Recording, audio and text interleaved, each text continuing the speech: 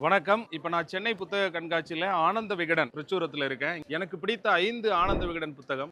முதலாக என்னுடைய பொது அறிவு ஆர்வத்தை தூண்டியது "வந்தார்கள் வென்றார்கள்" அப்படின்னு மதன் எழுதிய புத்தகம் தான். நான் +2 படிக்கும்போது என்னுடைய வரலாற்று ஆசிரியர் எனக்கு இத பரிசா குடுத்தாரு. அன்னைக்கு ஏற்பட்ட வரலாற்று அந்த ஆர்வம் இன்னைய வரைக்கும் குறையவே இல்ல. அடுத்து நான் அகாடமி வைக்கிறதுக்கே முக்கியமான காரணமா இருந்தது. முதல்ல நான் படிச்ச பொது அறிவு புத்தகம் கையளவு களஞ்சியம் அப்படிங்கிற புத்தகம். ஒரு பக்கம் விடாம எல்லாத்தையும் நான் கல்லூரி படிக்கும்போது மனப்பாடம் பண்ணேன். பிற்காலத்துல இன்னைக்கு அகாடமி வைக்கிறதுக்கே மிகப்பெரிய ஒரு மூலதனமாக அமைஞ்சது இந்த கையளவு களஞ்சியம் புத்தகம் தான். 5 சிறந்த டாப் 5 ஆனந்த விகடன் புத்தகங்களை நான் வாசிச்சதை உங்களுக்கு சொல்றேன். அப்புறம் பாத்தீங்கன்னா உதயச்சந்திரன் ஐஏஎஸ் அவர்களுடைய மாபெரும் சபைதனில் நிச்சயமாக ஒவ்வொரு அரசு ஊழியரும் கட்டாயமாக படிக்க வேண்டிய ஒரு மிகச்சிறந்த ஒரு புத்தகம். அடுத்து செந்தில் குமார் ஐபிஎஸ் இவருடைய பெரிதினும் பெரிதுகள், எதை கேட்டாலும் பெரிதாக கேட்க வேண்டும், முழுவதெல்லாம் உயர்வுள்ளல் என்பதற்கேற்ப பெரிதினும் பெரிதுகள் என்ற பாரதியினுடைய வரிகளில் எழுதிய இந்த புத்தகம் மிகச்சிறந்த ஒரு இலக்கியத்தோடு கலந்த ஒரு தன்னார்வத்தை தூண்டக்கூடிய ஒரு தன்னம்பிக்கை புத்தகம். அடுத்து விகடன்ல மிகச்சிறந்த புத்தகமா நான் பார்க்கிறது டாக்டர் நிரஞ்சனா தேவி அவர்கள் எழுதிய கரிகால் சோழனுடைய வரலாறு. இந்த புத்தகமும் சிறந்த புத்தகம். இந்த புத்தகம் எல்லாம் என்கிட்ட இருக்குங்க.